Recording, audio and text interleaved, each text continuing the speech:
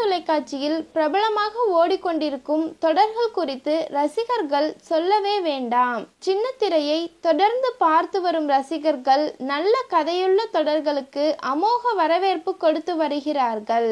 அப்படி ரசிகர்களால் கொண்டாடப்பட்ட தொடர்களில் ஒன்றுதான் எதிர்நீச்சல். திருசெல்வம் அவர்களின் இயக்கத்தில் ஒளிபரப்பான எதிர்நீச்சல் முதல் பாகம் கடந்த வருடம் முடிவடைய இப்போது இரண்டாம் பாகம் ஒளிபரப்பாகி வருகிறது. விரைவில் கதையில் ஜெயிலில் இருக்கும் குணசேகரன் வெளியே வரப்போவதாக சொல்லப்படுகிறது.